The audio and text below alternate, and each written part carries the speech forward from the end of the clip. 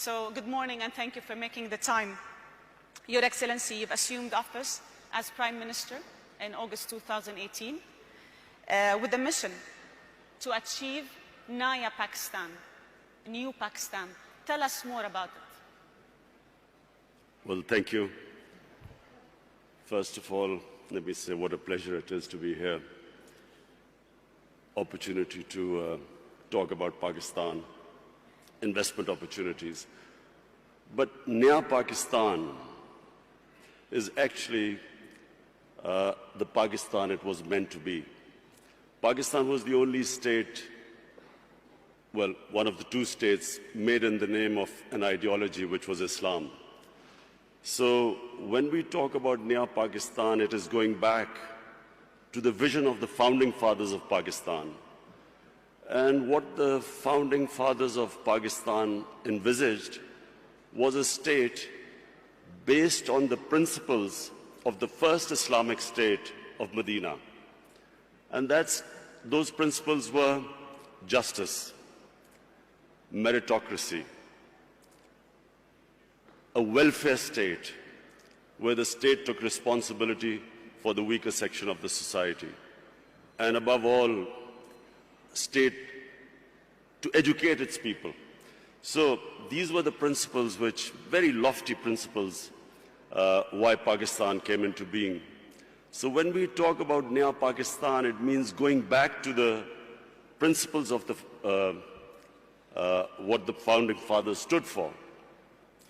And hence, the struggle to educate our people, develop our human resources, strengthen our institutions, especially of justice, develop its human resources.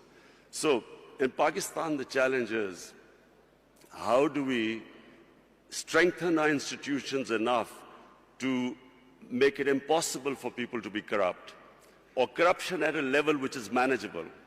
And secondly, divert the resources to develop our human resources. This is the challenge of Pakistan.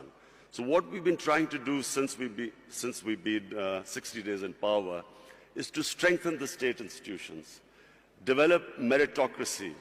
The reasons why state institutions get destroyed is because cronies have been put in key positions who then, once there is no meritocracy in a state institution and there's no rule of law, the state institutions do not prevent anyone from stealing money from the country. So this has been the main agenda of our party. And then secondly, to prioritize institutions that will help the exporters. So hence, we have made all the laws at the moment to help our exporters. Unemployment also is a main concern for you. You've been very concerned about youth unemployment, training youth to be able to find jobs and creating jobs. Tell us more about the agenda in that particular field. Pakistan has 100 million people below the age of 35. Yes. Now, in one way, that's a huge opportunity. But secondly, it is a big pressure on the government to find employment for this young population. We have embarked on a very ambitious program. Pakistan has 10 million shortage of houses. So we have embarked on this program that in the first 5 years, we will build 5 million houses. And so hence creating all the conditions, removing all the red tape that comes into the housing sector. Also, of course, trying to attract foreign investment for this housing.